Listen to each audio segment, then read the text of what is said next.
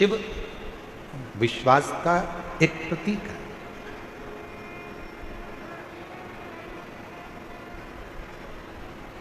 अब जरा ईमानदारी से बोलना, दिल्ली की मेरी जीजियों, दिल्ली के मेरे जीजाओं, बहुत सावधानी से विचार करना,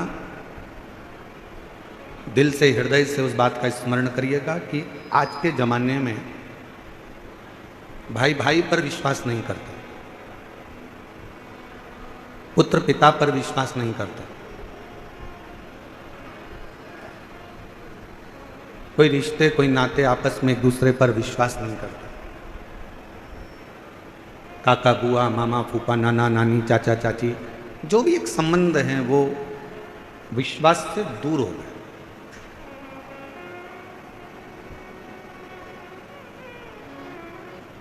अब उस बीच में जब किसी पर विश्वास ही नहीं रहा जाए, विश्वास ही नहीं करा जाए, उस बीच में आपके दिल में, आपके मन में शंकर जी के एक लोटे जल के प्रति जो विश्वास आपका जागृत हुआ है, वही विश्वास आपके जीवन के सारे दुखों को समाप्त कर देता है और शिव से मिलाने का प्रयास करता है। वही विश्वास।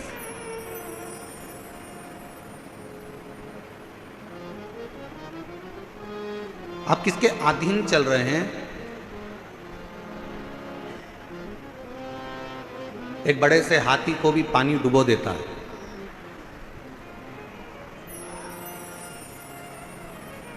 पूरा भरा हुआ तालाब है, समुद्र है और हाथी उसके अंदर चले गया तो हाथी डूब जाए।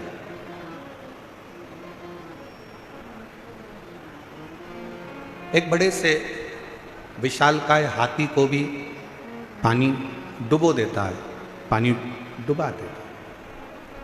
पर मेरी दिल्ली की जीजियों, ईमानदारी से बोलो, एक मछली को क्या पानी डुबाता है?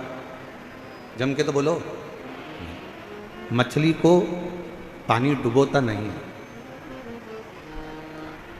उस पानी में हाथी गया, विशालकाय हाथी को पानी डुबो देता है। कोई विशालकाय शरीर पानी में चला गया तो पानी उसको डुबो देता है, पर मछली को पानी कभी डुबोता नहीं। क्यों नहीं डुबोता? क्योंकि मछली ने पानी की शरणागति ग्रहण कर ली।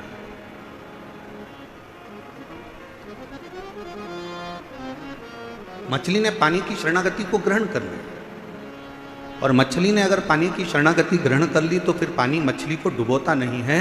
उसी तरह शिव महापुराण की कथा कहती है, ये मानव शरीर में, दिल में, हृदय में, मन में अगर आपने शंकर भगवान की शरणागति ग्रहण कर ली है तो इस संसार सागर में कोई आपको डुबो सकता नहीं है, किसी की सामर्थ्य का नहीं। और मैंने तेरे ही भरोसे बाबा, तेरे ही भरोसे हवा बिच उड़ती जवानी, बाबा डोर हटो छठी नाम कटी जवानी, भोले मैं तेरी भगन, शंभू मैं तेरी भगन, हवा बिच उड़ती जवानी, बाबा डोर हटो छठी नाम कटी जवानी। आप शरणागति किसकी ले रहे हैं? आप किसकी शरण में जा रहे हो? किसकी शरणागति में बैठ रहे हो? किसकी शरणागति ग्रहण कर रहे हो? किस शरणागति में आप खड़े हुए हो? ये आपके ऊपर निर्भर करता है, ये आपके ऊपर बात है। हाथी ने पानी की शरणागति नहीं ली, बस पानी ने हाथी को डुबो दिया। कोई जीव जंतु गया, पानी ने उसको डुबो दिया। पर मछली पानी की शरणागति में रहती है तो पानी मछली को डूबने नहीं देता।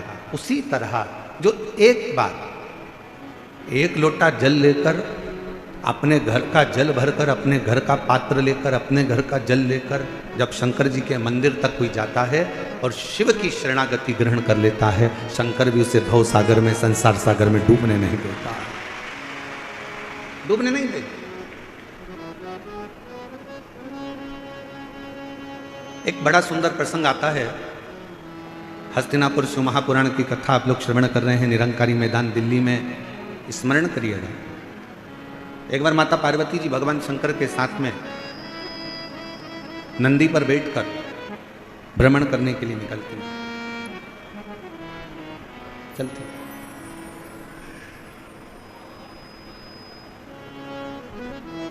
आज माता पार्वती जी की चित्तवृत्ति में थोड़ा सा मन में उमंग उत्पन्न हो गया था, तो कुछ गुनगुना रही थी। कभी कभी पत्नियां बैठकर कहीं बैठी हुई हैं, उनका मन अगर अच्छा है, हृदय अगर अच्छा है और मन अगर आनंद में है, तो वो भी थोड़ा थोड़ा गुनगुना लेते हैं।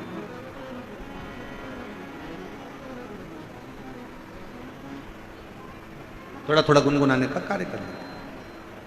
अब पार्वती जी के मन में थोड़ा सा कुछ आनंद की अनुभूति हुई होगी और माँ जगत जननी जगदम्बा माता पार्वती थोड़ा थोड़ा गुनगुनाते हुए शिव जी के साथ नंदी पर बैठकर जा रही है।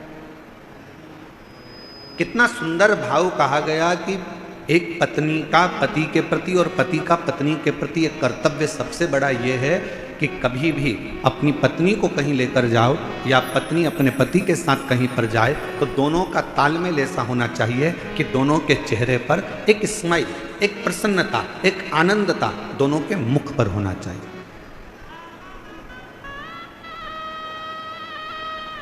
दोनों के चेहरे पर एक प्रसन्नता का लक्षण, थोड़ा सा भाव प्रसन्नता का सम्मुख में प्रकट।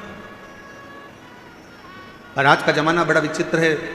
10 मिनट के लिए, वैसे तो दिल्ली जैसे शहर में तो हम कल देखे कि कल हमको एक कार्यक्रम में जाना था, तो हमने देखा कि हमको तो यहाँ ऐसा लगता है कि लोग शादी में जाते होंगे, मान लो 9 बजे रात्रि को शादी चालू हो रही है और 9 बजे इनको शादी में पहुँचना है, तो 6 बजे से घर से निकलते होंगे। दिल्ली की स्थिति जो देखी है उसके हिसाब से बता रहा। और 6 बजे से घर से निकलते होंगे, 15 मिनट की शादी अटेंड करना रहती है, आधे घंटे की शादी अटेंड करना रहती है और 2 घंटे पहले निकलना पड़ता है और 2 घंटे वापस आने में लग जाते हैं और आधे घंटे की शादी अटेंड करी। पूरा समय इतनी देर में तो हमारे यहाँ अगर हो तो हम सीहोर से इंदौर घूमकर वापिस आ जाए।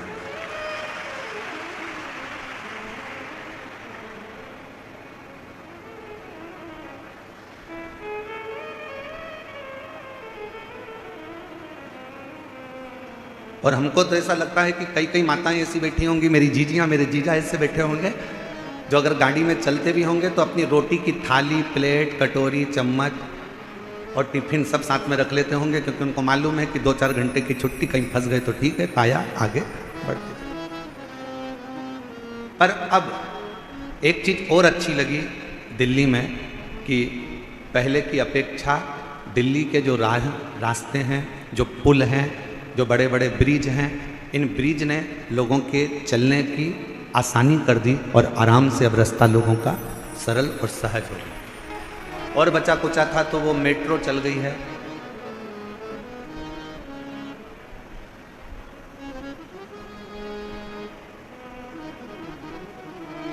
अच्छा, मेट्रो भी अपने को सिखाती है, नीचे चलती नहीं, ऊपर चलती है। और जो थोड़ा सा ऊपर बढ़ा, मेट्रो में बैठा, मेट्रो ने आपको मंजिल तक छोड़ दिया। शिव महापुराण भी यही कहती है, थोड़ा सा भक्ति का बल ऊंचा करिए तो आप शंकर जी की कृपा से आपकी मंजिल तक पहुंचने में देरी नहीं। वो भी कर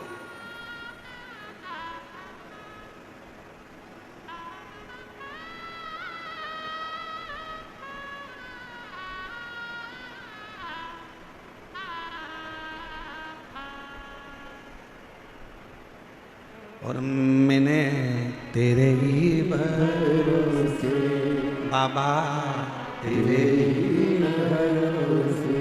पार्वती जी और शिव जी दोनों नंदी पर बैठे हैं। पार्वती जी गुनगुनाती हुई आगे बढ़ रही हैं। हृदय में ये उमंगता होना चाहिए, हृदय में ये उत्साह होना चाहिए, हृदय में ये आनंद होना चाहिए। और पार्वती जी गुनगुनाती हुई जा रही थी।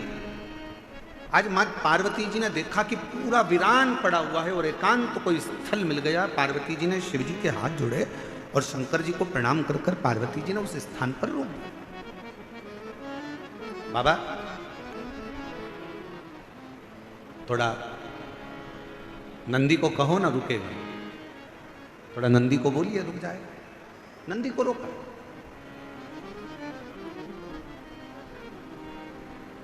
नंदी रुका, बाबा नंदी पे से नीचे उतरे। एक बट वृक्ष की छांव है, बड़का पेड़।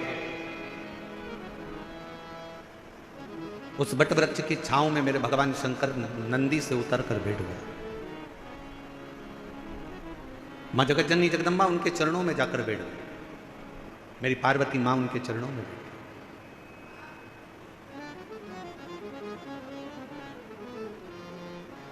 चारों तरफ वीरान, एकांत स्थल। शिवजी बट वृक्ष की छांव में बैठे थे और पार्वती जी ने भगवान शंकर को देखकर शिवजी का एक नाम यहां रख दिया। शंकर भगवान से कहा, आज आप एकांत में बैठे हो, इसलिए आपका नाम एकांतेश्वर महादेव होगा। आप एकांत में बैठे।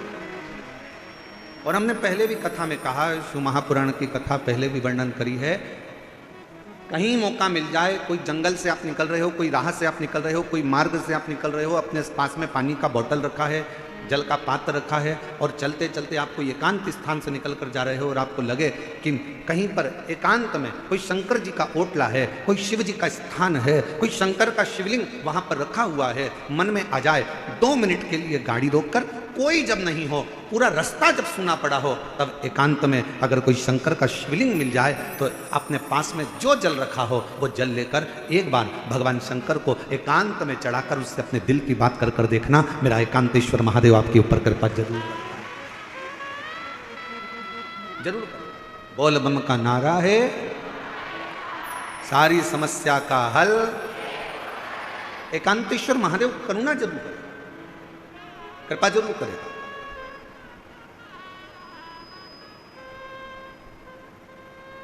शिव जी के चरणों में पार्वती मां बैठ गई।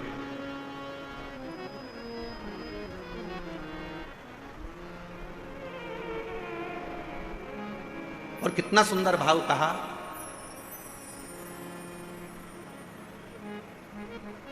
सफर का आनंद बड़ी गाड़ी में मिलता है क्या? जम के बोलो जरा। कहीं जा रहे हो,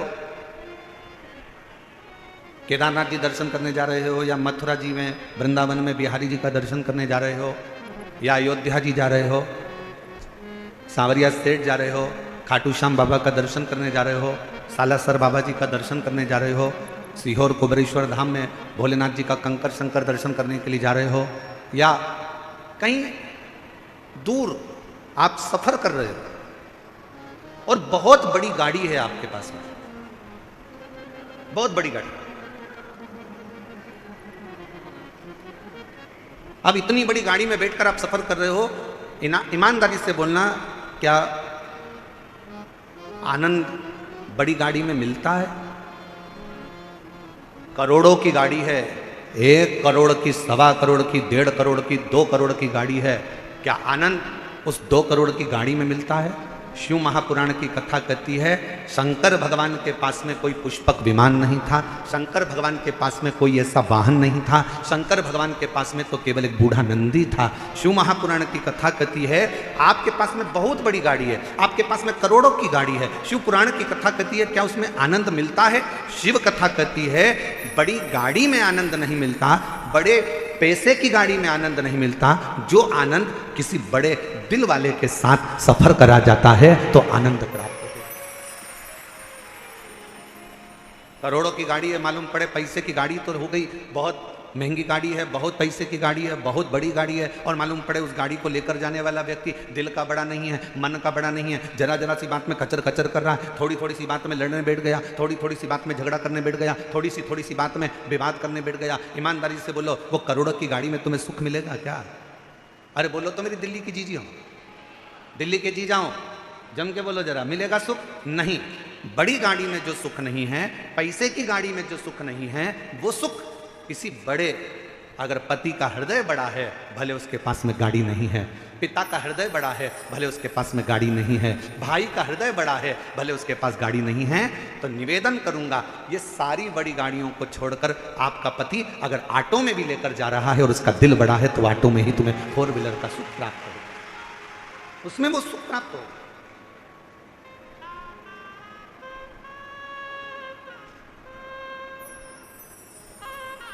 अब तुमने ढूंढी तो बड़ी गाड़ी, ले भी ली बड़ी गाड़ी, और मालूम पड़े वो आनंद ही नहीं आ रहा, क्योंकि जरा जरा सी बात में झगड़ा हो रहा है, जरा जरा सी बात में विवाद हो रहा है, जरा जरा सी बात में कोई ना कोई बात खराब हो रही है, तो सफर का क्या आनंद हो। इसमें से कई माताएं ऐसी होंगी, कई मेरे जीजा उन ऐसे होंगे, परसों कथा में आए होंगे, कल आंधी में टेंट टूट गया, प्रशासन ने भी बड़ी मुस्तैदी से और कार्यकर्ताओं ने भी बड़ी मुस्तैदी से सब कार्य पुनः व्यवस्थित करा। अब इसमें से कई भाई ऐसे होंगे, कई बहन ऐसी होगी, एक कह रही होगी अब कथा तो कल शाम को चालू होगी, महाराज जी बोले 6 बजे से 9 बजे तक, चल अपन तो चले। दूसरी बोली बैठ तो अब यार, बैठ।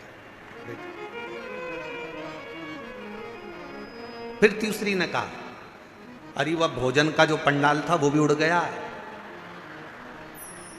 खाना कौन देगा, भोजन कौन देगा। दूसरी बोली चिंता मत कर, बैठ तो बैठ।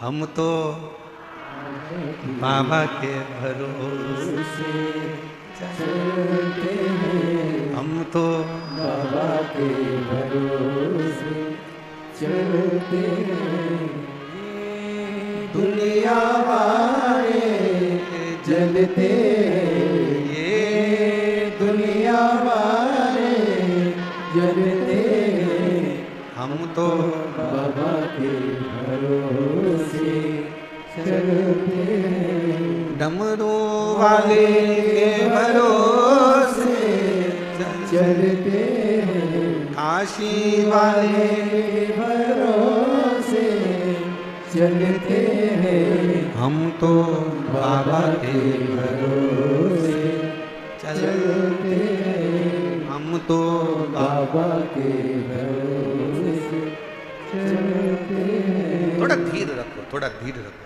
थोड़ा रुको, थोड़ा रुको। मन बढ़ाओ। बंगला बड़ा होने से कुछ नहीं होता, गाड़ी बड़ी होने से कुछ नहीं होता, व्यापार बड़ा होने से कुछ नहीं होता।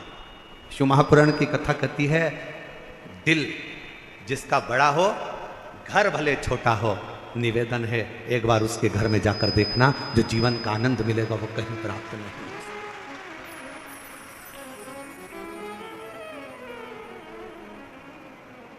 और आज एक बात और कहना चाहेंगे, दिल्ली की इस पवित्र हस्तिनापुर शिव महापुराण की कथा में कोई आपसे कहे कि मेरी पहचान उससे है, कोई आपसे कहे कि मेरी पहचान उससे है, कोई आपसे कहे कि मेरी पहचान उससे है, भरोसा मत करना। अगर कोई ऐसा मिल जाए तुम्हारी जिंदगी में, वो कह दे मेरी पहचान मेरे शंकर से है, तो भरोसा कर लेना कि वो शिव का। एकांत में बैठी है मां पार्वती मैया ने भगवान शिव जी से विनय करा, निवेदन करा, प्रार्थना करी, विनय करा। और एक प्रश्न माता पार्वती जी ने भगवान शिव जी से पूछा, एक प्रश्न। आज पार्वती जी ने भगवान शंकर से एक प्रश्न पूछा कि भोले बाबा ये बताओ, मेरे पिता हिमालय राज नारायण का स्मरण करते हैं, मेरी माता नारायण का स्मरण करती हैं,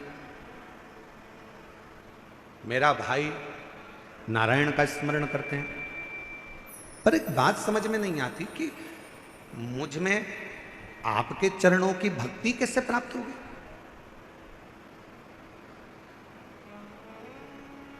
मेरा पूरा घर नारायण का भगत है, मेरा पूरा परिवार नारायण का भगत है, पर मेरे दिल में शिव के प्रति भक्ति कैसे जागृत हो, शंकर जी के प्रति विश्वास कैसे जागृत हो, शिव जी के प्रति भरोसा कैसे जागृत हो, मुझे यह समझ में नहीं आता। ये कैसे हो सकता है?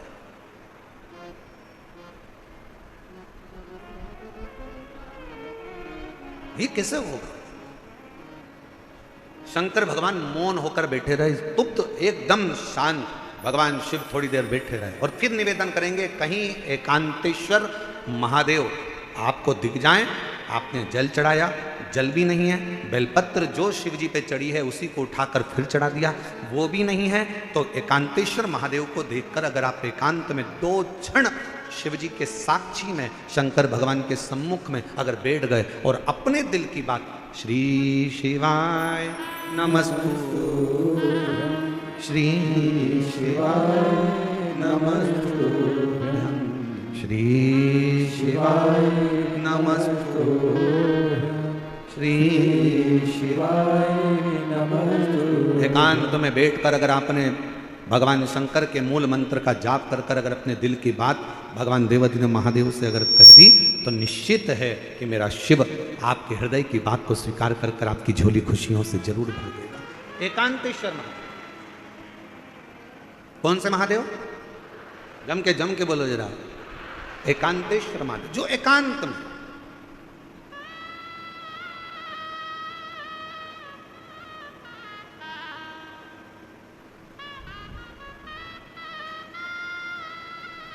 अच्छा कई लोगों ने कहा गुरुजी एकांतेश्वर महादेव से कहो तो एकांतेश्वर महादेव सुनते बहुत हैं।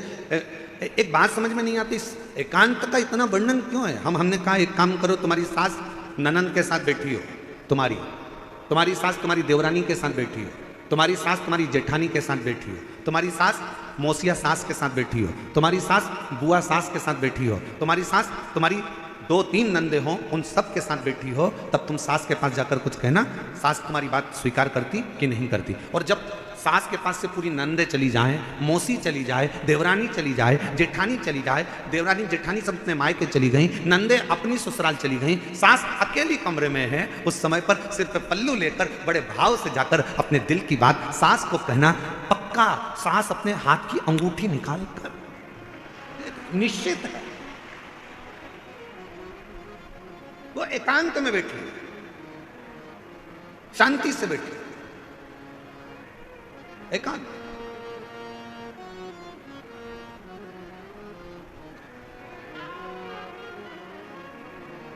कभी एकांत में बैठे भगवान शिव जी से प्रार्थना करिए, जैसे पार्वती जी कर रही है। पार्वती जी ने कहा मुझे समझ में नहीं आया, मेरे पिताजी नारायण के भगत हैं, मेरी माता नारायण की भक्ति करती हैं, मेरा भाई नारायण की भक्ति करता है, पर मुझ में ये शिव तत्व, ये भगवान शंकर के प्रति अविरल भक्ति, मेरे को भगवान शंकर के प्रति विश्वास, मेरे मन में ये शिव जी के प्रति भरोसा कैसे जागृत हो गया?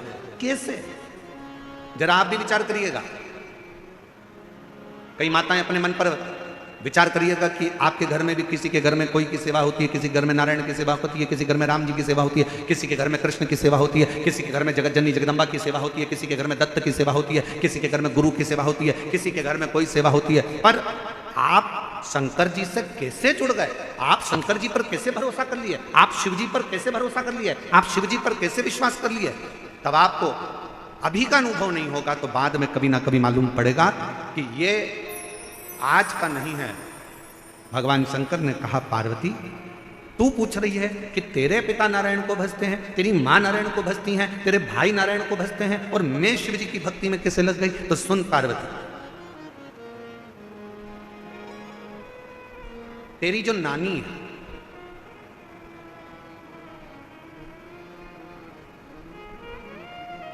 शंकर जी की नानी सास, पार्वती जी की नानी, क्या नाम था उनका?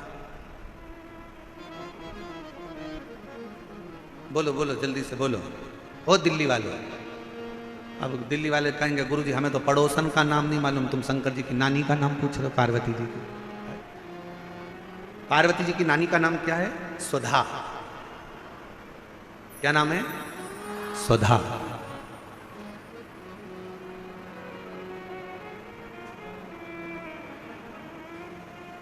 पार्वती जी के नाना जी कौन थे? पित्र।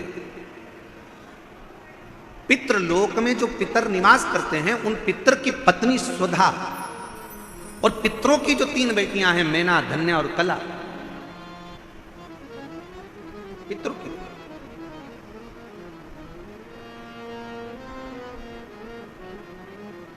तो पार्वती जी की नानी का नाम क्या है? सुधा। शिव जी ने कहा सुनो पार्वती जी, तुम पूछ रही हो कि तुम में ये शिव तत्व भगवान शंकर की अविरल भक्ति कैसे प्राप्त हो गई? शिव महापुराण की कथा कहती है, पहले दिन की कथा में अपन ने देवराज ब्राह्मण का चरित्र सुना था।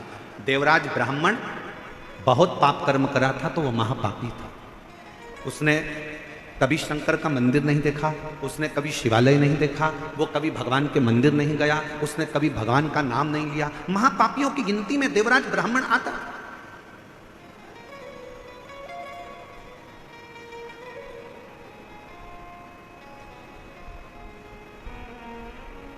कोई पूर्व का कर्म अच्छा होगा तो ब्राह्मण के घर में जन्म लेना। ब्राह्मण के घर में जन्म लेने के बाद भी ब्राह्मण कर्म नहीं कर पाए। और फिर निवेदन है भाई कि मत बुरे कर्म कर बंदे वरना पछताएगा, भगवान की आंखों से तू बच नहीं पाएगा, तू बच नहीं पाएगा। अरे ओ अज्ञानी मत करना, अरे ओ अज्ञानी मत करना, तेरे कर्म का फल तू ही पाएगा, जैसा किया तूने तेरे आगे आएगा। मत बुरे कर्म कर वरना पछताएगा, भगवान की आंखों से तू बच नहीं पाएगा, तू बच नहीं पाएगा।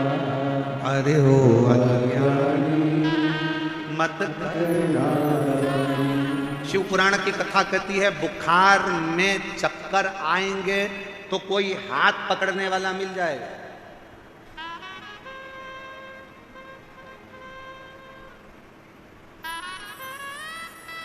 बुखार का समय आएगा तो कोई हाथ पकड़ने वाला मिल जाएगा। शरीर में कष्ट होगा तो कोई हाथ पकड़ने वाला मिल जाएगा। बुखार में कमजोरी आएगी तो कोई हाथ पकड़ने वाला मिल जाएगा। शरीर में कमजोरी आएगी तो कोई हाथ पकड़ने वाला मिल जाएगा। चक्कर अगर थोड़ा सा आया तो कोई हाथ पकड़ने वाला मिल जाएगा। पर शिव पुराण की कथा कहती है जब दुख का चक्कर चलता है तो कोई हाथ पकड़ने वाला नहीं मिलता है, हाथ केवल महादेव पकड़ता है। केवल एक, केवल बुखार का चक्कर आया ना, कहीं गिर रहे होगे तो कोई पकड़ लेगा।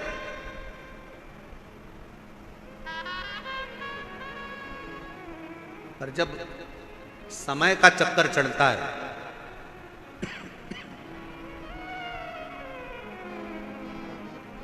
जब समय का चक्कर आता है तब कोई पकड़ने वाला नहीं है। कोई कौन पकड़ेगा?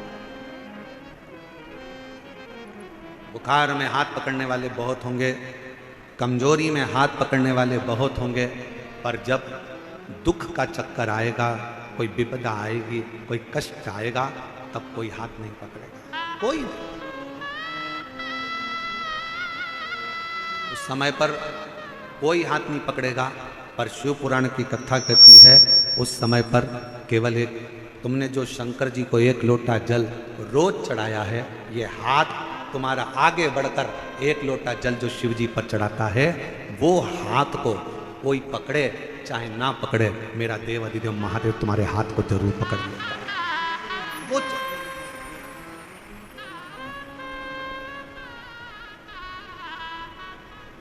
कोई आए ना आए,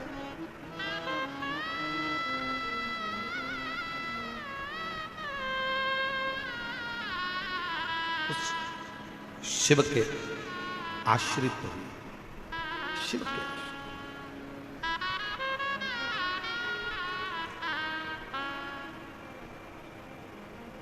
उस शंकर के आश्रित हुई, देवाधिदेव महादेव के आश्रित हुई। एक पत्र एक बहन ने लिखा है, अच्छा है।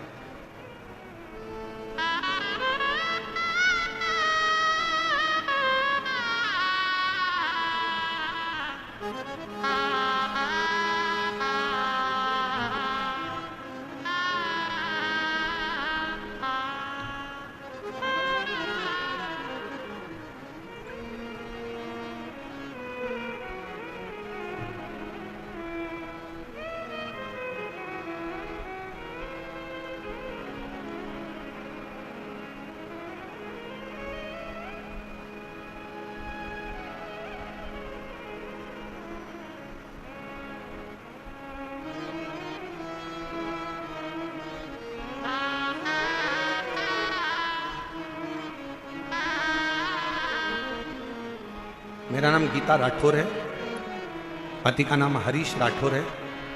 दिल्ली के करावल नगर खजूरी खास से आई हैं। कहीं बैठी हों तो हाथ हिला सकती हैं, और अगर बैठी हों तो बेलपत्र लेने के लिए आ सकती हैं। मेरे पेट में 22 जनवरी 2024 को अचानक से दर्द हुआ। पत्र को एलईडी पर पढ़ सकते हैं। मेरे पेट में 22 जनवरी 2024 को अचानक पेट में दर्द हुआ। जब मैंने पेट का चेकअप कराया तो डॉक्टर ने बच्चेदानी में कैंसर की गठान बताई। डॉक्टर के हिसाब से बचने की कोई उम्मीद नहीं थी, क्योंकि गुरुजी कैंसर 4th स्टेज तक पहुंच गया। उसके कारण पेट में पानी भी बहुत ज़्यादा भरने लगा। डॉक्टर ने जवाब दे दिया, और डॉक्टर ने जवाब दे दिया था, और मेरी लड़की रो रही, इलाज करा देंगे पर 1% का भी चांस नहीं है बचने, 1% का भी चांस नहीं है कि ये बचेगी कि नहीं बचेगी। तब मेरी लड़की को सबने आपके बारे में बताया।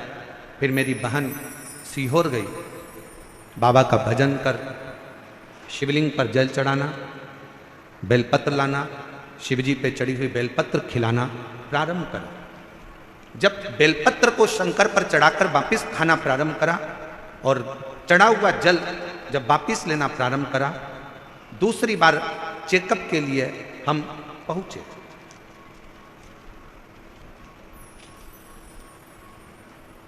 और चेकअप के बाद में जो रिपोर्ट, डॉक्टर ने कहा कि अभी की अभी इनका ऑपरेशन की नौबत आ गई है। वापिस जांचें हुई, ऑपरेशन की जांचें प्रारंभ हुई, और कुछ देर के बाद डॉक्टर ने आकर कह दिया कि अब डरने का विषय नहीं है, शरीर का कैंसर समाप्त हो चुका है। यह समझ में नहीं आया कि यह हुआ कैसे।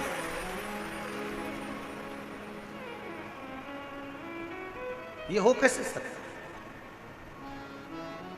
और मेरे भोले तेरा सहारा है, मेरे भोले तेरा सहारा है, मेरी नैया का तो किनारा है, मेरी नैया का तो किनारा है।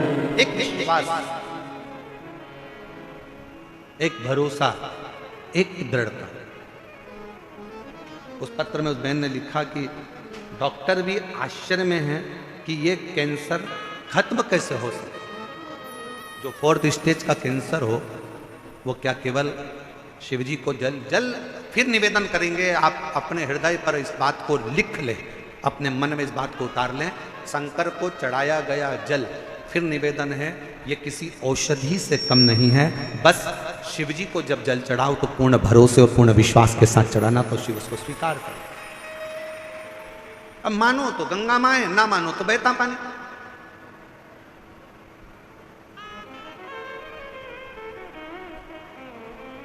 आपका भरोसा, आपकी दृढ़ता, आपका विश्वास आपके ऊपर निर्भर करता है। ये आपके ऊपर है, आप कितना भरोसा, कितना विश्वास शिव पर करते हैं। भगवान शंकर पर आपका कितना भरोसा, कितना विश्वास। शिव कथा कर रही है, पार्वती तुम्हारी नानी स्वधा,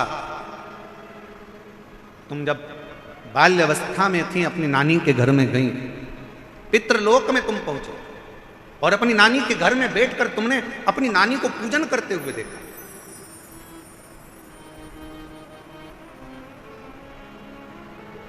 और तुम्हारी नानी पार्थिव शिवलिंग का निर्माण कर पूजन कर रही थी। पार्थिव शिवलिंग का निर्माण कर पूजन कर रही थी।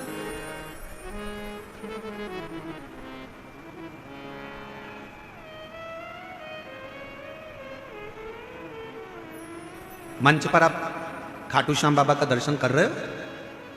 बोलो तो जम के, कर रहे हो? गाड़ियों के पीछे 3 बाण बने रहते हैं और लिखा रहता है हारे का सहारा बाबा श्याम हमारा। फिर कहीं कहीं लिखा होता है 3 बाण धारी। क्या लिखा होता है? 3 बाण। आपको मालूम है श्याम बाबा को वो 3 बाण किसने दिए थे? जम के बोलो, किसने दिए थे?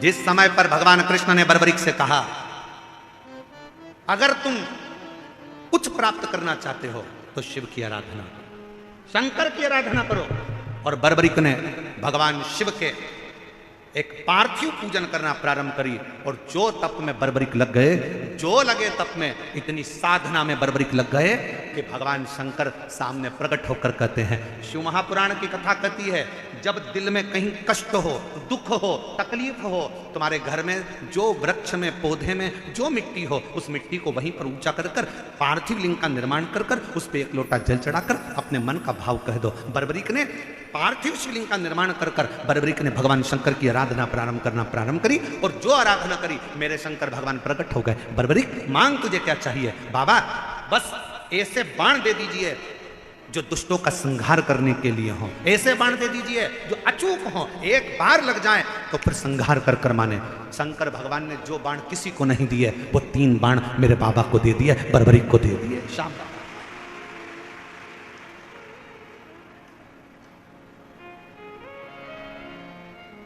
मेरे शंकर भगवान ने 3 बाण बर्बरीक को दिए, और आज भी मेरे बाबा को हारे का सहारा बाबा श्याम। शिव के 3 बाण आज भी मेरे श्याम बाबा के सामने पूजित होते हैं, क्योंकि वो 3 बाण साधारण नहीं थे जो मेरे देवाधिदेव महादेव ने दिए थे।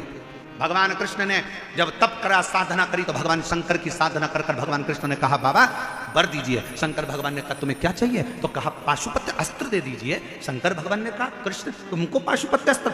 भगवान कृष्ण ने और तप साधना करी, तब भगवान शंकर ने पाशुपत्य अस्त्र भगवान कृष्ण को दिया। राम जी ने तप साधना भगवान शंकर की करी, तो राम जी को पशुपत्य अस्त्र भगवान शंकर ने दिया। परशुराम भगवान को अस्त्र शस्त्र स्वयं शिव देकर चले जाते हैं। मेरा ओघड़दानी तो स्वयं वीराने में एकांत में रहता है और दुनिया के लोगों को प्रदान करता रहता है। वो ओघड़दानी मेरा शंकर है, वो ओघड़दानी शिव है, वो ओघड़दानी मेरा शंकर है।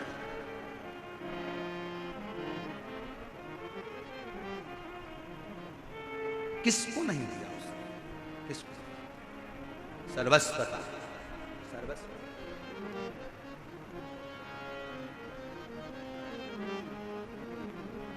और मैंने तेरे ही भरोसे बाबा, तेरे ही भरोसे हवा बिच उड़ती जवानी बाबा, मैं कटी भोले शंभु हवा बिच उड़ती जवानी बाबा, डोल तो चली कटी जवानी भोले मैं तेरी शंभु मैं। किसको नहीं दिया? बाबा डोर तो छड़ी नाम कटी जवानी। शिव पर करा भरोसा कभी टूटता नहीं, शंकर पर किया गया भरोसा कभी टूटता नहीं। आप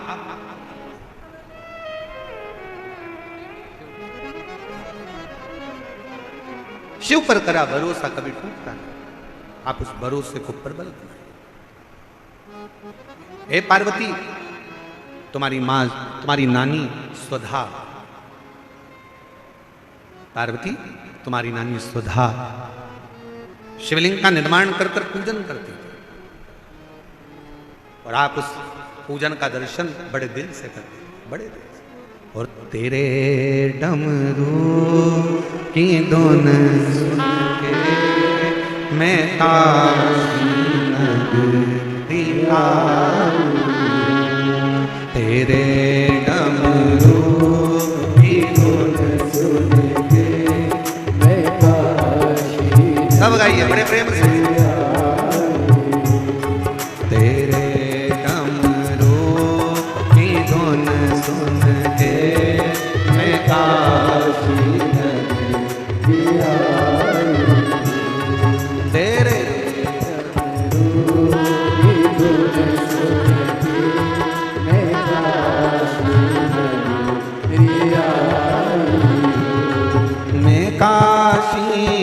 नगरी आई हूँ, मैं काशी नगरी आई हूँ, मैं काशी नगरी आई हूँ, मैं काशी नगरी आई हूँ, मैं काशी नगरी आई हूँ, मैं काशी नगरी आई हूँ, मैं काशी नगरी आई हूँ, शंभो काशी नगरी आई हूँ। मेरे भोले ओ बम बोले, मैं काशी नगरी आती हूँ, मेरे भोले ओ बम भोले, मैं काशी नगरी आई हूँ। बड़े भाव से दोनों हाथों से पानी से भरे। राधे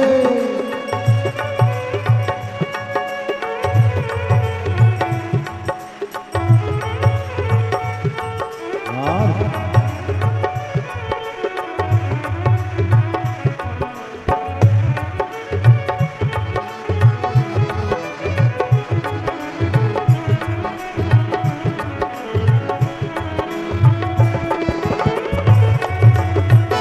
राधे हरि बोल।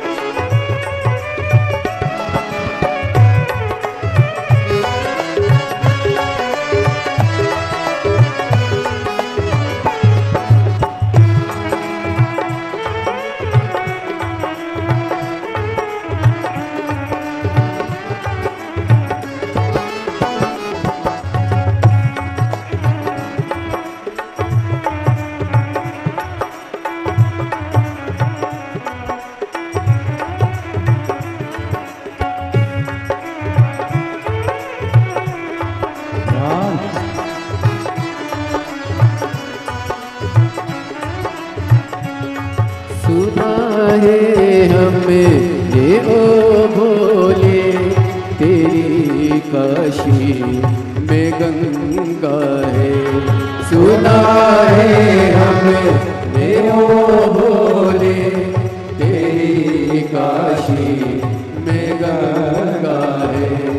सुना है हमें ये ओ भोले, तेरी काशी में गंगा है।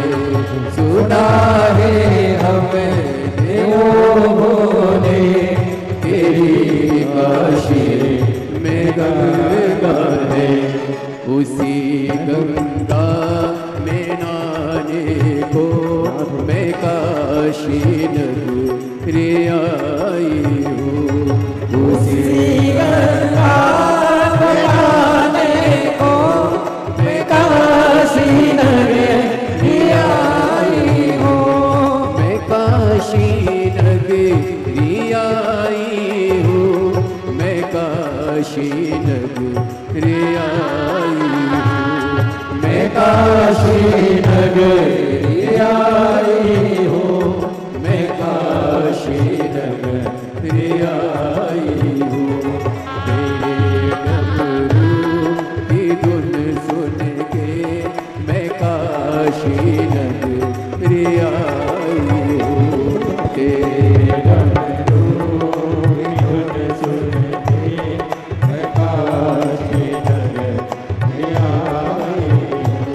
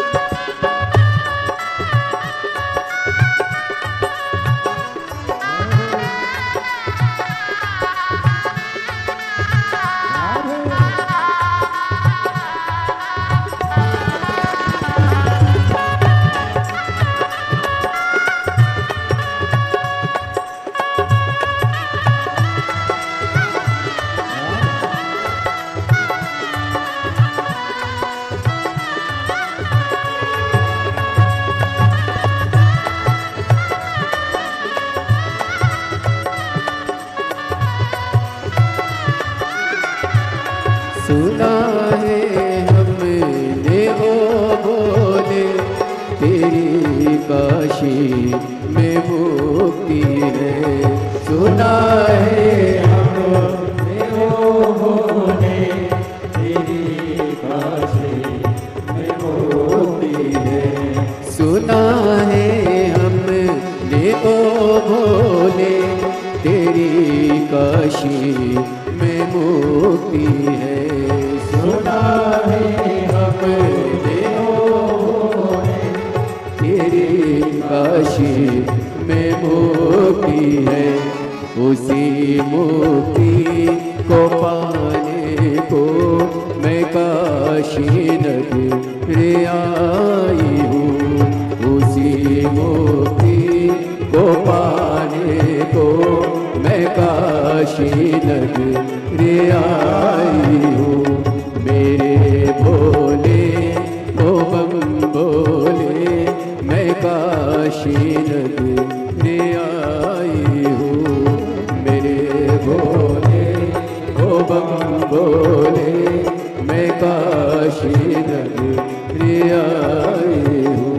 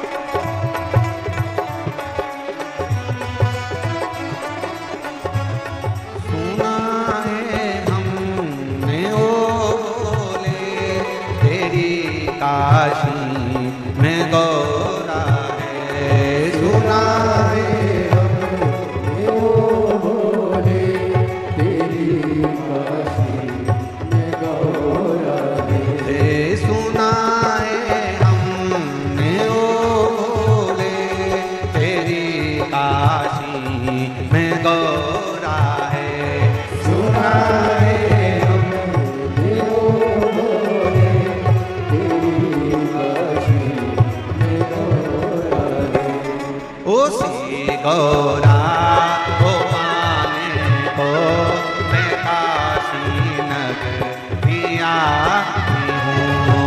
उसी गौरा को पाने को मैं काशी नगरी आई हूँ।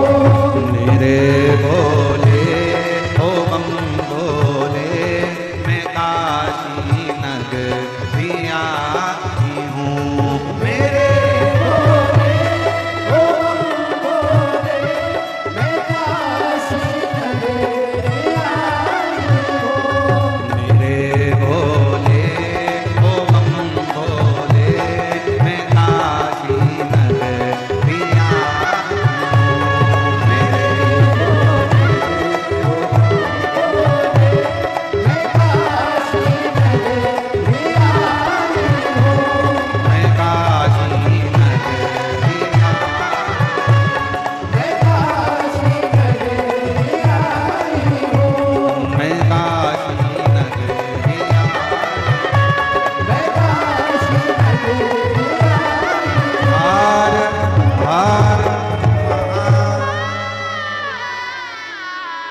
अपने स्थान पर बैठकर भगवान देवाधिदेव महादेव से अपने मन का भाव बड़े हृदय से प्रार्थना करिए, दिल से विनय करिए, निवेदन करिए। जहां जगह मिले वहां बैठ जाओ।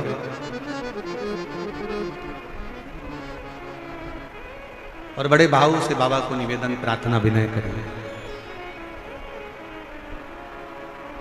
हृदय से बाबा को अपने मन का भाव कहिए, विनती करिए, प्रार्थना करिए। साथ में बोलिएगा, आपकी आवाज व्यासपीठ तक, व्यासपीठ और आपकी आवाज मेरे देव अधिगम महादेव तक पहुंचे। दिल से प्रार्थना करो, विनय करो, निवेदन।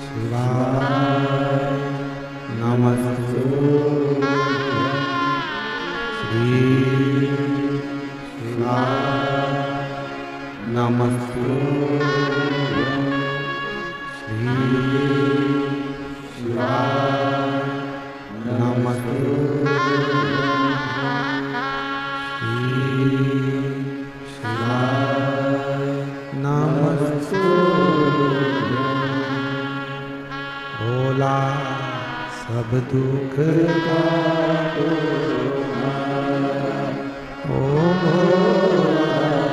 सब दुख का शिव शंकर जब तेरी माला भोले बाबा जब तेरी माला भोला सब दुख का तुम्हारा ओ सब दुख का तुम्हारा देश मंगल मंगलकारी देश मंगलकारी शमशान वासी हमारा शमशान वासी हमारा ओ सब दुख का तुम्हारा ओ सब दुख का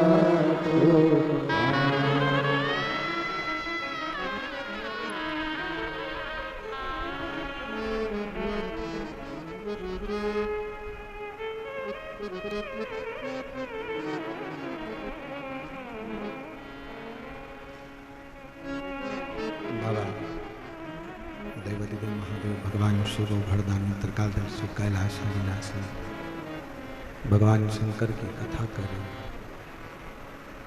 शिव महापुराण की कथा वर्णन कर रहे हैं। हे पार्वती, तुम्हारी नानी स्वधा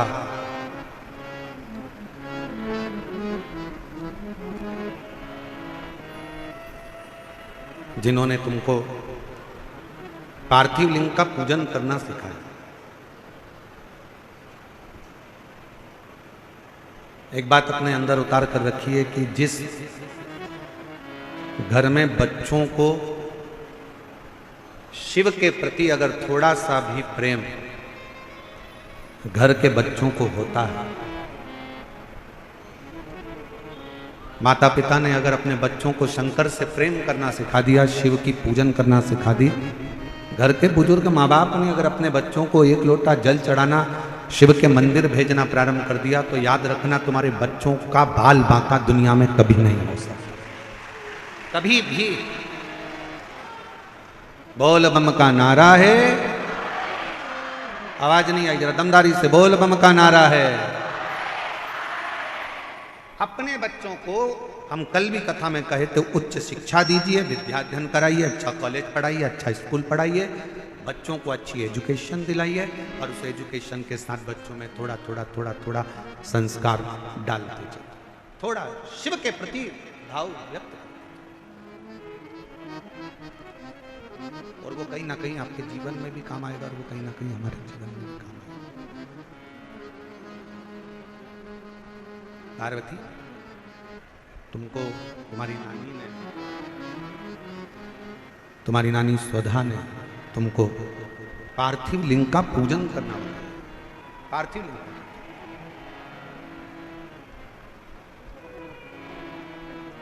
और बड़ा सरल है। ए मेरी जीजियों, हम जानते हैं दिल्ली में आप लोगों को कहीं मिट्टी नहीं मिल सकती या कोई सामग्री ज़्यादा नहीं मिल सकती, पर शंकर जी की पूजन में ज़्यादा सामग्री की जरूरत भी नहीं है। आपके घर में अगर कोई गमला हो ना, आपके घर में कोई क्यारी हो, गमला हो, कोई फूल का गमला हो, कोई पौधा लगा हो, उसी गमले की मिट्टी को वहीं पर ऊंचा कर लीजिए। वहीं पर थोड़ा सा डेला बनाओ, थोड़ा सा मिट्टी को ऊंचा कर लो और उसी गमले की मिट्टी को ऊंचा कर वहीं पर भगवान शंकर की पार्थिव लिंग की पूजन वहीं कर लो और एक लोटा जल समर्पित कर वहीं पर उस पार्थिव लिंग का विसर्जन भी करो। वहीं उसका फल बहुत। एक पत्र आया है, देखिए अच्छा।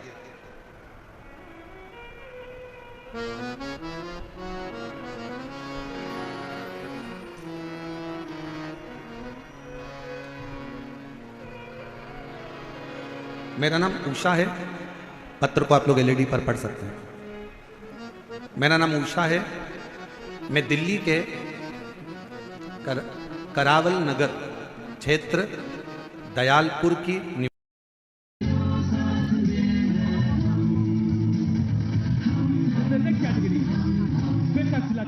the senior male class I 85 to 90 kgs under 90 senior male.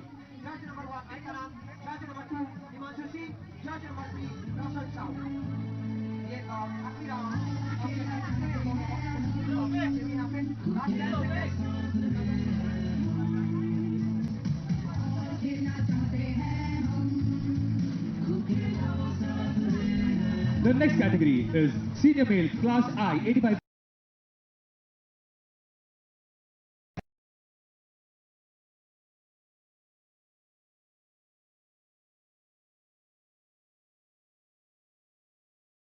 यह सुनकर मेरी बेटी का रो रो कर बुरा हाल हो गया और कहने लगी कि मैं जीकर क्या करूंगी। मैं आपकी कथा 4-5 साल से टीवी पर सुन रही थी, मैंने आपको कभी देखा नहीं, मिली नहीं। अपनी बेटी से कहा कि तुम भी भोले बाबा पर छोड़ दो और बेटी तुम शिव जी के मंदिर जाना प्रारंभ करो। मेरी बेटी बेटे को हॉस्पिटल रखी, मंदिर जाना प्रारंभ करा, एक लोटा जल चढ़ाती और वो जल अपने चढ़ाकर बच्चे के शरीर पर लगा देती। डॉक्टर ने मना करा, शरीर पर कुछ नहीं लगाने देंगे। बच्चे को वेंटिलेटर पर डाला गया। क्या करती मैं? शिव जी के मंदिर से एक बेलपत्र लेकर आ गई, बाबा को समर्पित कर दिया। सूचना मिली आपकी कथा हापुड़ में चल रही थी। हम हापुड़ में चले गए, वहां की रज को प्रणाम कर कर, नमन कर कर, वहां की रज को प्रणाम कर कर शरीर पर लगा कर आ गए और बच्चे को जब दूध पिलाने के लिए दिया तो वो रज मेरे बच्चे को लगी। बाबा, मैं बाबा को कैसे नमन करूं? 3 घंटे के बाद डॉक्टर कहते हैं कि इस बच्चे को वेंटिलेटर पर रखने की जरूरत नहीं है, यह बच्चा ठीक होना प्रारंभ हो गया। गुरुदेव, ऐसी कृपा हुई, डॉक्टर कहने लगे कि अब इसे वेंटिलेटर की जरूरत नहीं है, अब इसको वेंटिलेटर पर रखना नहीं है, जरूरत नहीं है। हम बाबा पर जल चढ़ाते और वही जल उसके पूरे शरीर पर लगाते। जब नली के द्वारा उसे दूध पिलाने का समय आता तब हम उस नली के भी भाग में थोड़ा सा जल लगा देते। बाबा के श्री शिवाय नमस्तुभ्यम का जाप करते। डॉक्टर का कहा हुआ, आप कहते हो डॉक्टर शिव का एक रूप होते हैं, हम डॉक्टर को शंकर मानकर जो वो दवाई देते हैं हम श्री शिवाय नमस्तुभ्यम कहकर कुंदकेश्वर महादेव का नाम लेकर बच्चे को दे देते। डॉक्टर ने तो कहा था ये कोमा में रहेगा, उठेगा नहीं। बाबा की ऐसी कृपा हुई, 18 दिन के बाद मेरे बच्चे को होश आ गया और आज वो पूर्ण तरह से स्वस्थ है। डॉक्टर का कहना था कि यह किसी चमत्कार से कम नहीं है कि बच्चा इतनी जल्दी रिकवर हो पाएगा और बच्चा समझ पाएगा। मैं शिव को प्रणाम करने के लिए यहाँ आई हूँ। मेरा नाम उषा है, मैं दिल्ली के करावल नगर क्षेत्र दयालपुर की निवासी हूँ। मेरा मोबाइल नंबर ये, कहीं बैठी हो तो आ सकती हूँ। शिव तत्व किसको कहते हैं? और हम तो भरोसे चलते, हम तो बाबा के भरोसे चलते, शिव के आश्रित हो, शिव के आश्रित।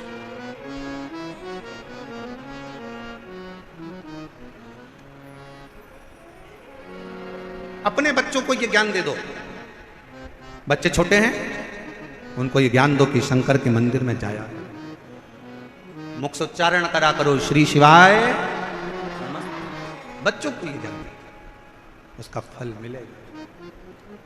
तो फिर निवेदन करूं, कोई लेट बनता है, कोई जल्दी बनता है, शिव को जल चढ़ाने वाला एक दिन सेठ जरूर बनता है। शंकर कृपा जरूर करता है, जरूर। यहां पर एक बहन बैठी है, उसकी एक लड़की है, लड़की के दोनों आंख डॉक्टर ने निकालने का बोल दिया। बैठी है, देखो पत्र।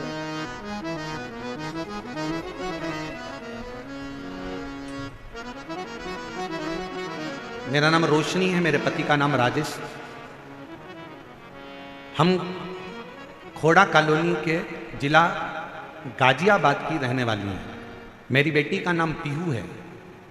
गुरुजी, मैं एक लोटे जल का वर्णन करूं, मेरी बेटी की आंखों में कैंसर हो गया। 2019 में कैंसर की बीमारी आई। डॉक्टर ने कहा इसकी दोनों आंखों में कैंसर है। 2019 में हम आपको पहचानते नहीं थे। डॉक्टर के कहने पर हमने डॉक्टर साहब से कहा कि इसकी एक आंख निकाल दो, मना नहीं कैंसर से, पर कम से कम एक आंख तो रहने दो। डॉक्टर ने कहा इसकी दूसरी आंख में भी कैंसर है, इसलिए निकालना दोनों ही पड़े। हमने विनय कर डॉक्टर से केवल एक आंख 2019 में निकलवाई। कैंसर के कारण एक आंख 2019 में निकलवाई और फिर 3 महीने के बाद इलाज के लिए गए तो डॉक्टर ने फिर उसकी दूसरी आंख में भी कैंसर बता दिया। हम आपको जानते नहीं थे गुरुदेव। किसी के कहने पर पहली बार आपकी कथा टीवी पर सुनी और टीवी पर सुनते से वो पहला दिन था जिस दिन हमने शंकर जी के मंदिर में जाना प्रारंभ करा। डॉक्टर कह रहा है कि दूसरी आंख निकलवाओ, कैंसर फैल रहा है। हमने शिव जी के मंदिर जाना चालू करा, डॉक्टर से दवाई ले ली।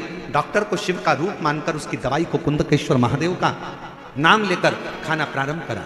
गुरुदेव, बाबा की ऐसी कृपा हुई, आंखों पर शिव का जल लगाते और दूसरी बार जांच कराने के लिए डॉक्टर के पास गए तो डॉक्टर ने कह दिया अब इसकी आंख निकालना जरूरी नहीं है, इसकी आंख का कैंसर ठीक हो चला है। बाबा की कृपा से गुरुदेव 2019 के तीसरे महीने के बाद आंख निकलना थी, वो निकलनी नहीं। 2021, 22, 23, 24, 25 आ गया और बाबा की कृपा से अब मेरी बेटी को एक भी गोली की जरूरत नहीं पड़ती। मेरी बेटी की आंख ठीक है। मैं बाबा को प्रणाम करना। हम तो बाबा के भरोसे चलते हैं। जिनके पत्र पढ़े जा रहे हैं अगर वो लोग हों तो वो आ सकते हैं बेलपत्र लेने। शिव तत्व कहा, एक विश्वास। और फिर निवेदन है, सियोर वाले महाराज पर भरोसा बिल्कुल नहीं करना है। आपका और हमारा कोई संबंध नहीं। संबंध बनाना है तो मेरे देवाधिदेव महादेव से संबंध बनाना है। शंकर पर भरोसा, शिव पर भरोसा। जिसने हमारा हाथ पकड़ रखा है वो तुम्हारा भी हाथ जरूर पकड़ेगा। उसको तुमसे कुछ नहीं चाहिए, ना तुम्हारी दौलत, ना तुम्हारा धन, ना तुम्हारी जायदाद, ना तुम्हारी सत्ता। उसको तो तुमसे केवल एक लोटा जल, और जल भी हो तो ठीक है, नहीं हो तो 3 बार ताली। वो भी नहीं हो तो मुख से बोल दो बम बम बोले, और अगर वो भी ना बोल सको तो मुख से बोल लो हर हर महादेव। और अगर ये भी ना बोल पाओ तो उसके मंदिर के सामने से मुस्कुरा कर निकल कर चले जाओ। वो भी ना कर पाओ तो उसके मंदिर के शिखर का मात्र दर्शन कर लीजिए, वो जीवन का सारा सुख प्रदान कर देगा। सारा सुख क्या नहीं?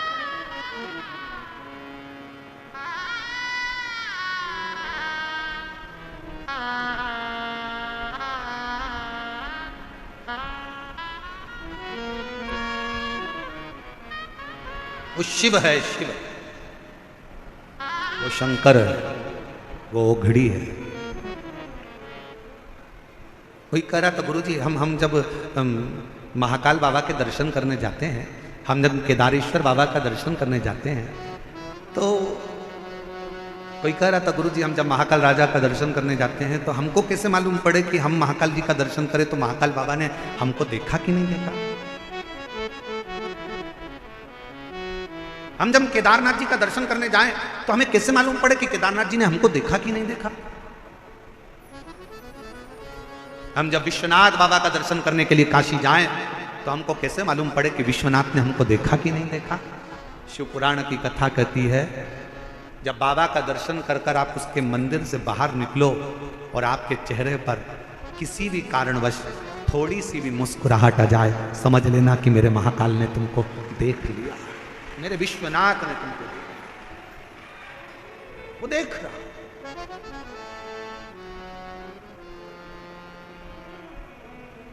और ये हमारा विश्वास करता है दिल्ली वालों के चेहरे पर ये मुस्कुराहट, ये प्रसन्नता आज जो देखने को मिल रही है, हम कहें कि मानव सेवा शिक्षा संस्थान और यहाँ की पूरी पुलिस प्रशासन की जो पूरी व्यवस्था है उसके कारणवश आपको ये प्रसन्नता नजर आए। पूरी धन्यता,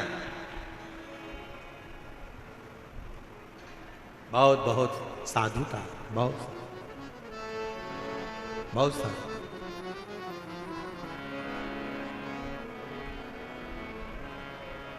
कल कोई कह रहा था परसों कि गुरुजी आपने कथा का समय शाम को 6 बजे से रात को 9 बजे तक रख दिया, लोग घर में भोजन बनाएंगे कि कथा में आएंगे। अब मैं उनको बताना चाहूँ जरा, एक बार अगर कैमरा घुमा दिया जाए ना तो पंडाल का कोई कोना खाली नहीं होगा, टेंट तो टेंट, बाहर का भी कोई कोना खाली नहीं होगा जो रोड तक भगत ना बैठे। शिव शिव है। और यहां आप सियोर वाले महाराज को सुनने के लिए नहीं आए, यहां पंडित प्रदीप मिश्रा से मिलने के लिए नहीं आए। अगर सुनना ही होता तो आप टीवी पर सुन लेते, मोबाइल पर सुन लेते। यहां पर आप इस पंडाल में, पंडाल के बाहर बैठकर अपने बाप से अपने दिल की बात कहने के लिए आए कि मैं तेरी बेटी हूं, मैं तेरा बेटा। जिस समय पर नेत्र बंद कर कर श्री शिवाय नमस्तुभ्यं बोला जाता है, भोला सब दुख काटो हृदय से जब कहा जाता है, और उस समय पर जब मौन हुआ जाता है तब अपने बाप से एक बेटी, अपने बाप से एक बेटा अपने दिल की बात कहता है। बहुत दुखी हूं बाबा, तेरे आश्रित होकर आई हूं बाबा। दुनिया में कोई मेरे दुख को मिटा नहीं सकता, पर इतना विश्वास रखती हूं बाबा कि तेरी कथा से जब जाऊंगी 3 महीने के अंदर मेरा भी पत्र किसी व्यासपीठ पर तू पढ़ेगा जरूर, ये विश्वास रखती हूं। उससे कहते हैं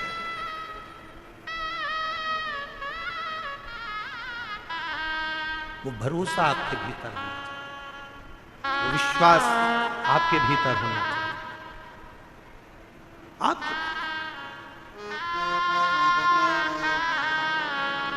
और सताओ ना हमें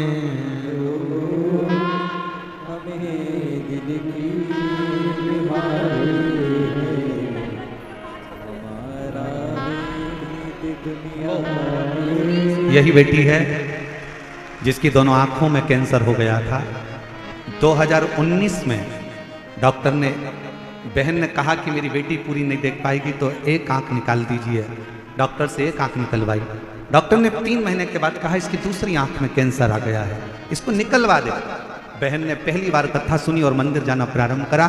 शिवजी का जल लाती इसकी आंखों में लगाती, बेलपत्र लाकर इसको खिला देती। दूसरी बार जांच कराने के लिए गई तो डॉक्टर ने कह दिया कि इसकी आंख निकालने की जरूरत नहीं है, इसका कैंसर ठीक हुआ। और आज 2025 में भी, 2019 से आज 2025 में भी बाबा की कृपा से इसकी एक आंख बाबा ने रख ली। जोरदार ताली बजाओ साधु। ये बेटा बाल्यावस्था से बोलता नहीं था, सुनता नहीं था। हम पढ़ना भूल गए इसके पत्र में, इस बहन ने पत्र में, इस बहन ने लिखा है, हम पढ़ना भूल गए थे। बचपन से मेरा बेटा बोलता नहीं है, सुनता नहीं है और समझता नहीं। मैंने पशुपतिनाथ का व्रत किया। 2025 में रुद्राक्ष महोत्सव में गई, रुद्राक्ष का जल बेटे को देना प्रारंभ करा। आज मेरा बेटा थोड़ा थोड़ा बोलना प्रारंभ करा, सुनना प्रारंभ करा और समझना प्रारंभ करा। मैं शिव को नमन करता हूं। शिव तत्व किसको कहते हैं? बाबा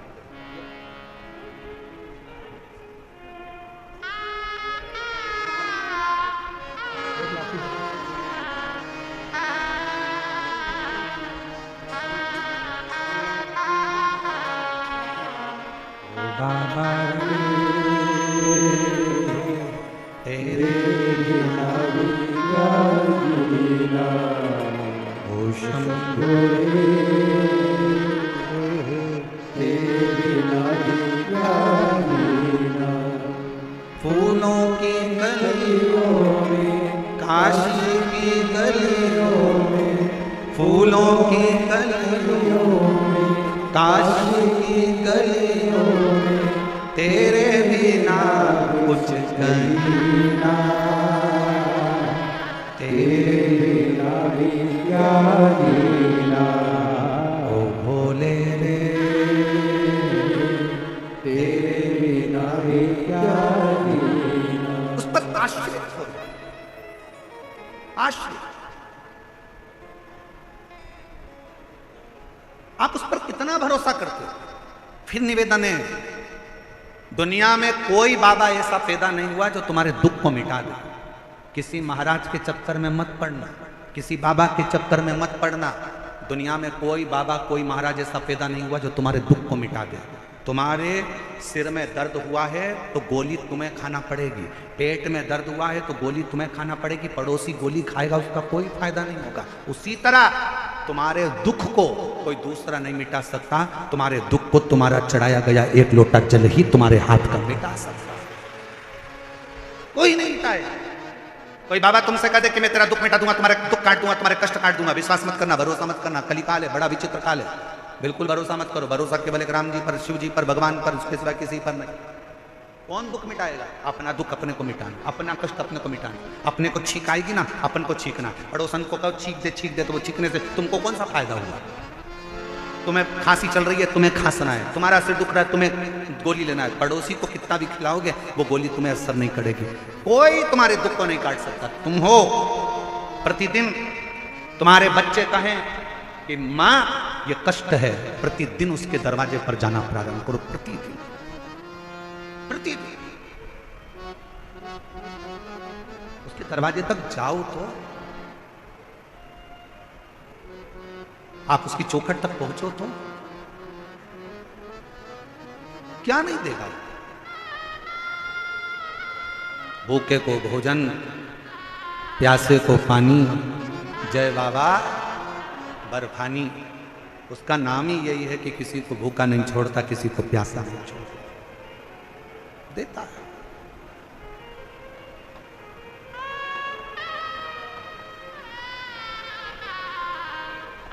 और एक बात कहें, ए मेरी दिल्ली की जीजियों, बहुत बड़ी बात है, बहुत ध्यान से सुनना।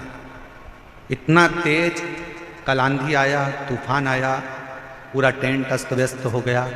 उसके बाद कथा दिल्ली में नहीं होती, पर मैं दिल्ली प्रशासन को, यहाँ के IG, DIG, commissioner, collector, SP और यहाँ की समिति को धन्यवाद देता हूँ कि यह कथा तीसरे दिन चालू है।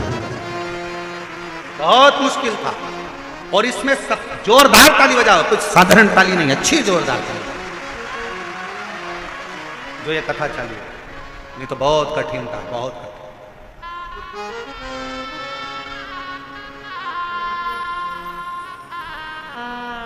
और इसमें सबसे बड़ा बल तुम्हारा भी है, तुम्हारी मर्यादा, तुम्हारा शिव जी के प्रति प्रेम, और दिल्ली वालों ने जो एक लोटा जल चढ़ाया। ज्येष्ठ के महीने में भी सावन जैसा नजारा देखने को मिलता है, ये आपकी भक्ति का बल है।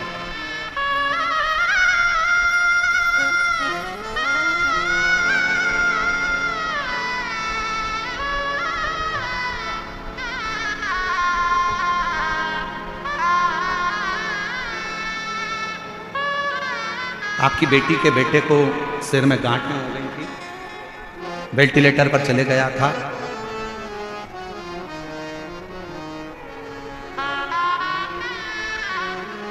और बाबा की कृपा से अब बच्चा कोमा में भी नहीं है और पूर्ण तरह से स्वस्थ है। एक बार जोरदार ताली बजाओ। शिव तत्व उसको जाने, शंकर शंकर है, ओघड़ी ओघड़ी है। शिव शिव है, उसको पहचान। आप कितना उस पर भरोसा करते हो, कितने उस पर आश्रित रहते हो, यह आपके ऊपर निर्भर करता है। हे पार्वती, तुम्हारी माता तुमको हाथ पकड़कर तुम्हारी नानी के घर लेकर गई हैं, और नानी के घर में मत्स्यवधा ने, तुम्हारी नानी ने तुमको पार्थिव लिंग का पूजन करना बताया, उसका आराधना करना बताया। आराधना। कई लोग कहते हैं क्यों गुरुजी आप उपाय बताते हो? शिव महापुराण की कथा कहती है, देखिए ये इसको उपाय नहीं, इसको पूजन करने की पद्धति कहते हैं, इसको तरीका कहते हैं। डॉक्टर के पास जाते हो, डॉक्टर दवाई देता है, लिख कर देता है, इसको सुबह खाना, इसको दोपहर में खाना, इसको शाम को खाना, इसको ऐसे खाना, इसको पानी से खाना, इसको गर्म दूध से लेना, इसको ठंडे पानी से लेना। शिव महापुराण भी वही बताती है। शिव जी को बेलपत्र कैसे चढ़ाना, शंकर को काली मिर्च कब चढ़ाना, शंकर भगवान को दूर्वा कब चढ़ाना, शंकर भगवान को शमी पत्र कब चढ़ाना, शंकर भगवान को कनेर का फूल कब चढ़ाना, शंकर भगवान के अशोक सुंदरी वाली जगह पर स्पर्श कब करना, कब आपको जया विषहरा शामली बारी दौतली देव शंकर जी की बेटियों का स्मरण कब करना। अभी आप जब ये कथा तो 27 तारीख को यहाँ विराम हो जाएगी, और 27 तारीख को विराम होने के बाद जब 30 मई से 5 जून तक शिवपुत्री शिव महापुराण की कथा 2 बजे से 5 बजे तक महाराष्ट्र के ओसा जिला लातूर, महाराष्ट्र का ओसा जिला लातूर से 25 किलोमीटर की दूरी पर ओसा गांव है, वहां पर जब ये कथा चलेगी और आप ओसा से महाराष्ट्र से जब 2 बजे से 5 बजे तक कथा सुनेंगे तो उसमें शंकर जी की बेटियों के जीवन का एक एक चरित्र श्रवण करेंगे, एक एक चरित्र, कैसे हम शिव जी को रिझाते, शिव को भजो, शंकर को भजो, उसकी भक्ति का बल बड़ा प्रबल बल, बड़ा।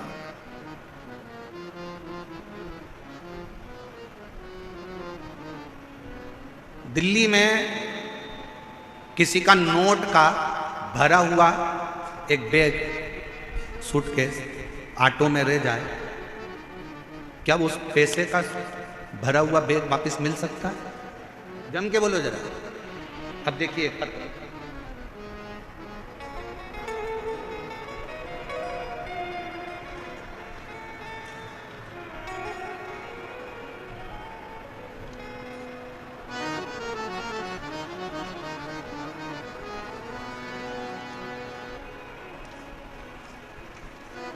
और शंभु शरण माधो घड़ी गे घड़ी दुख काटो, दया करी नजर आपो, शंभो शरण करी माधो घड़ी गे घड़ी दुख काटो, दया करी नजर शरण आपो, शंभो शरण पड़ी मांगो घड़ी। पंकज गोयल,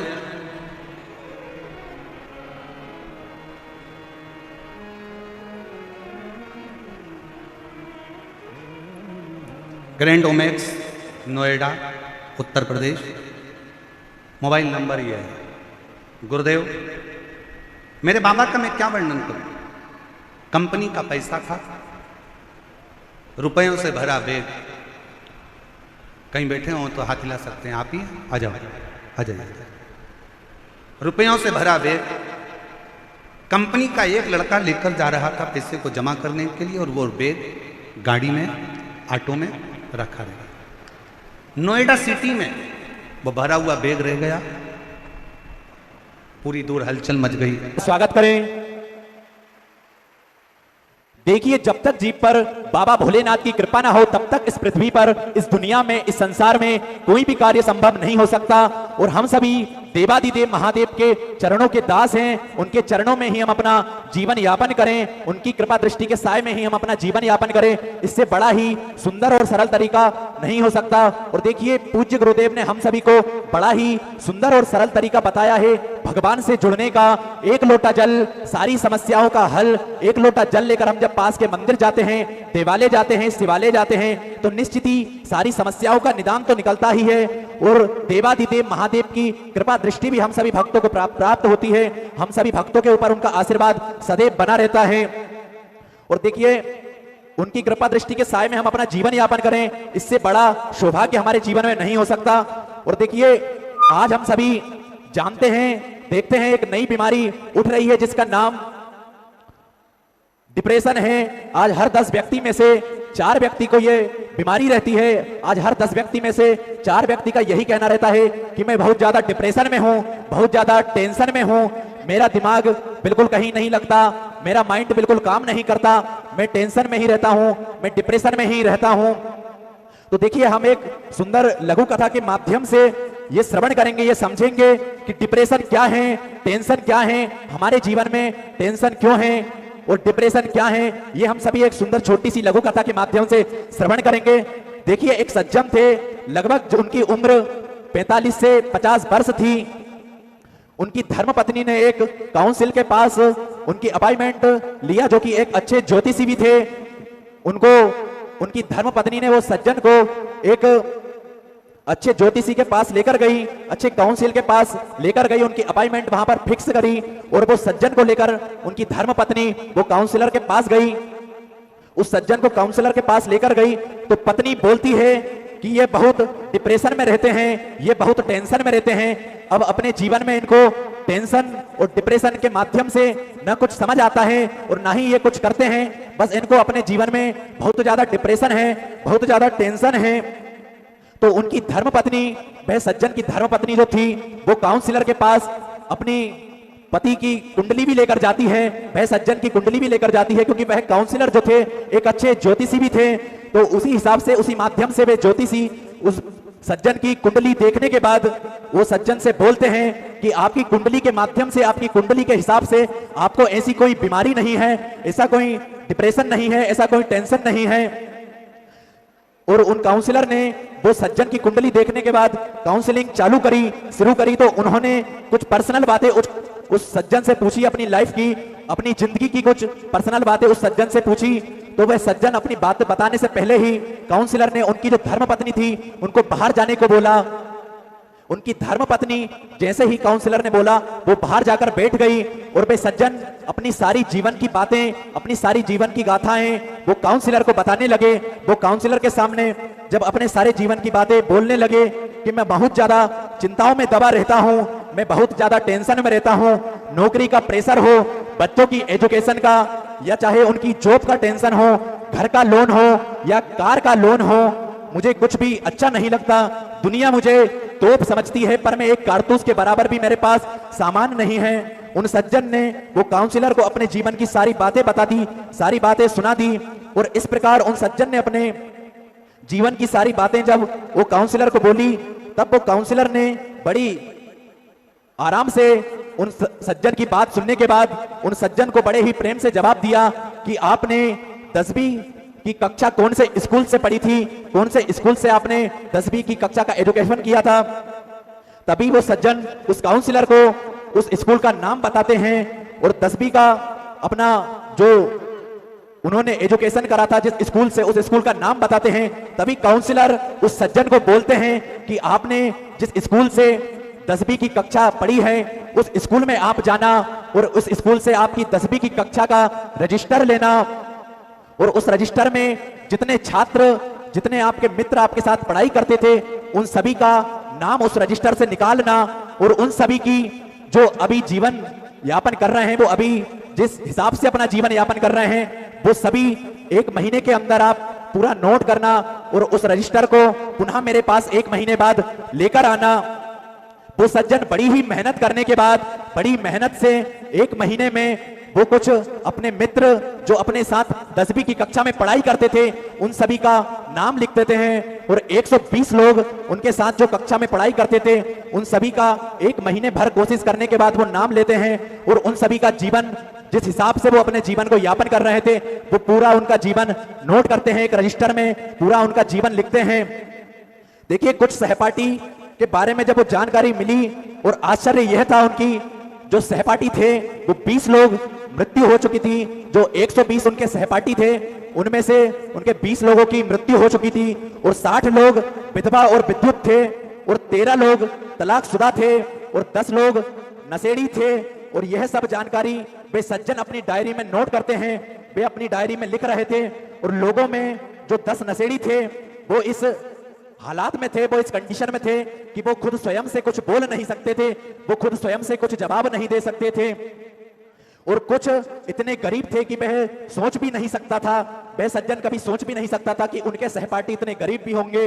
और उन्हीं में 6 लोग इतने अमीर थे कि उन्होंने कभी अपने जीवन में यह सोचा नहीं होगा कि मेरे साथ के मेरे मित्र भी इतने अमीर हो सकते हैं, इतने ऊंचे पद पर जा सकते हैं। और देखिए कुछ लोगों कैंसर में पीड़ित रहते हैं, कुछ लोगों का एक्सीडेंट हो जाता है, और 2-4 लोग एक्सीडेंट के दौरान अपने हाथ पैर की हड्डियां एवं रीढ़ की हड्डी के चोट के कारण वो अपना पूरा जीवन यापन सिर्फ और सिर्फ बिस्तर पर ही अपना जीवन यापन करते हैं। और ऐसी ही सारी वो 1 महीने मेहनत करने के बाद वो सज्जन उन सभी उनके सहपाठियों की जानकारी निकालते हैं, और 1 महीने के बाद पुनः वो उस काउंसलर के पास जाते हैं वो रजिस्टर लेकर, और वे काउंसलर पुनः उनसे पूछता है कि अब आपकी बीमारी कैसी है, आपकी टेंशन कैसी है, आपकी डिप्रेशन कैसी है। तभी वह सज्जन बड़े प्रेम से उस काउंसलर को जवाब देता है कि मैं बड़ा ही सौभाग्यशाली हूं, मैं बड़ा ही अच्छा हूं, ना मुझे कोई टेंशन है, ना कोई मुझे डिप्रेशन है, क्योंकि ना ही मुझे कोर्ट कचहरी के चक्कर लगाने पड़ रहे हैं, और ना ही मुझे रोज रोज हॉस्पिटल के चक्कर लगाने पड़ रहे हैं, और ना ही मुझे रोज जेल के या थाने के चक्कर लगाने पड़ रहे हैं, और ना ही मेरे बच्चे नशेड़ी हैं, मेरे बच्चे बड़े ही सज्जन हैं, बड़े ही सौभाग्यशाली हैं, मेरा परिवार बड़ा ही स्वस्थ है और बड़ा ही सौभाग्यशाली है। देखिए इस कहानी के माध्यम से हमको ये जानकारी मिलती है कि हम अगर दूसरों की जिंदगी में, दूसरों की थाली में देखना बंद कर दें और दूसरों की जिंदगी में झांकना बंद कर दें, तो निश्चित ही हम भी अपने जीवन का आधा टेंशन, आधा डिप्रेशन खत्म कर सकते हैं। तो यही हम देवादिदेव महादेव भी हमें यही बताना चाहते हैं, पूज्य गुरुदेव भी कथाओं के माध्यम से हम सभी को यही श्रवण कराते हैं कि हम अपना जीवन जैसा चल रहा है, जैसा चलता है, बाबा की कृपा से हम अपने जीवन में ही देखें, और ना ही हम दूसरे के जीवन में झांकें, ना ही दूसरे की जीवन की लाइफ कैसी चल रही है, दूसरे का जीवन कैसा चल रहा है, हम उसको ना देखते हुए हम अपने जीवन को अलमस्त होकर जिए। हम अपने जीवन की सारी टेंशन छोड़कर हम अपने जीवन में जो चल रहा है हमारे घर परिवार के साथ आराम से बड़े ही प्यार से हम अपना जीवन यापन करें। और देखिए शिव की ज्योति से नूर मिलता है, सबके दिलों को सुरूर मिलता है। जो भी जाता है कुबेर भंडारी के द्वार तक, बाबा उसकी कभी झोली खाली नहीं रखता, बाबा उसकी झोली हमेशा ही खुशियों से भर देता है, हमेशा ही सारी मनोकामनाएं बाबा कुबेर भंडारी उन सभी भक्तों की मनोकामनाएं पूर्ण कर देता है। और देखिए आप सभी को ज्ञात है कि सिद्धपुर नगरी सीहोर की पावन धारा पर विशालतम कुबेरेश्वर धाम की स्थापना होने जा रही है, जो कि 12 ज्योतिर्लिंग के मध्य में केंद्र में स्थापित होगा। कंकर शंकर की पवित्र भूमि, कंकर शंकर की पावन भूमि, जप स्थली है, तप स्थली है, साधना स्थली है, आराधना स्थली है। देखिए जो भी भक्त अपनी मन की मुराद लेकर बाबा कुबेर भंडारी के पावन चरणों तक पहुंचता है, तो कुछ ही दिनों में, कुछ ही महीनों में बाबा कुबेर भंडारी देवादिदेव महादेव उन सभी भक्तों की झोली खुशियों से भर देते हैं। और ऐसी ही कृपा दृष्टि सदैव बाबा कुबेर भंडारी की उन सभी भक्तों को प्राप्त होती है। और देखिए आप सभी को ज्ञात है कि पूज्य गुरुदेव के सानिध्य में जो बाबा कुबेर भंडारी के पावन धाम पर, कुबेरेश्वर धाम की पावन धारा पर जो सेवा के कार्य चल रहे हैं, वो स्वास्थ्य संबंधित सेवाएं हों या भक्तों के ठहरने की एवं रुकने की व्यवस्थाएं हों, जो कि पूज्य गुरुदेव के सानिध्य में 351 कमरों की धर्मशाला का निर्माण कार्य चल रहा है। उसी धर्मशाला में पहले 251 कमरों का निर्माण कार्य चल रहा था, पर पूज्य गुरुदेव के आदेश अनुसार उन्हीं कमरों का निर्माण कार्य बढ़ाते हुए अब उसी धर्मशाला में 351 कमरों का निर्माण कार्य चल रहा है। और पूज्य गुरुदेव के सानिध्य में एक सुंदर बड़ा ही स्वास्थ्य हॉस्पिटल भी कुबेर भंडारी के पावन धाम पर बन रहा है। और देखिए पूज्य गुरुदेव के सानिध्य में एक सुंदर बड़ी गौशाला का निर्माण कार्य भी चल रहा है, जिसमें 4 से 5,000 गौ माताओं की सेवा हो सके, ऐसा पूज्य गुरुदेव का संकल्प रहता है। तो निश्चित ही कुबेर भंडारी के पावन धाम पर पूज्य गुरुदेव के सानिध्य में एक सुंदर बड़ी गौशाला का निर्माण कार्य भी चल रहा है। और देखिए जो भक्त बाबा कुबेर भंडारी की पावन धारा तक पहुंचते हैं, उन सभी भक्तों को निश्चित ही पूज्य गुरुदेव के सानिध्य में रोज भोजनशाला का निर्माण भी चल रहा है और भोजनशाला भी चल रही है, जिसमें लाखों सैकड़ों भक्त पहुंचकर रोज भोजन प्रसादी का आनंद लेते हैं और अपने जीवन को कृतार्थ में करते हैं, आनंद में करते हैं। देखिए आप जो 21,000 रुपए की सुंदर सी योग राशि देते हैं, उस 21,000 रुपए की सुंदर सी योग राशि से जो आजीवन भोजन भंडारी की सदस्यता ग्रहण करते हैं, उससे आपके नाम का भी कुबेर भंडारी के पावन धाम पर जो भोजनशाला होती है, उस भोजनशाला में एक दिन आपके नाम का भी भोजन भंडारा चलता है। और आप भी जो भक्त सुंदर आजीवन भोजन भंडारी की सदस्यता ग्रहण करना चाहते हैं, वे मात्र 21,000 रुपए की सुंदर सी योग राशि देकर आजीवन भोजन भंडारी की सदस्यता ग्रहण कर सकते हैं। और इसी सेवा के कार्यों में जो कुबेर भंडारी के पावन धाम पर जो सेवा के कार्य चल रहे हैं, उन सेवा के कार्यों में जिन भक्तों ने अपनी सुंदर सी योग राशि समर्पित की, उन सभी पुण्यचारी पावनचारी दानदाताओं के नाम इस प्रकार। तनुज जी कुमार उत्तर प्रदेश से सुंदर 601 रुपए की सुंदर सी योग राशि आपने बाबा कुबेरेश्वर धाम में तो समर्पित की, बहुत बहुत धन्यवाद। सुभाष ललिता जी की ओर से हरियाणा से सुंदर 501 रुपए की सुंदर सी योग राशि बाबा कुबेरेश्वर धाम में तो समर्पित की, बहुत बहुत धन्यवाद। नेहा लक्की लोकेश साहू जी की ओर से रायपुर छत्तीसगढ़ से सुंदर 1,001 रुपए की सुंदर सी योग राशि बाबा कुबेरेश्वर धाम में तो समर्पित की, बहुत बहुत धन्यवाद। हेतल जी बहन राजेश भाई पटेल दमन गुजरात से सुंदर 501 रुपए की सुंदर सी योग राशि आपने बाबा कुबेरेश्वर धाम में तो समर्पित की, बहुत बहुत धन्यवाद। संजीव देवनाथ जी सिलीगुड़ी से सुंदर 601 रुपए की सुंदर सी योग राशि आपने बाबा कुबेरेश्वर धाम में तो समर्पित की, बहुत बहुत धन्यवाद।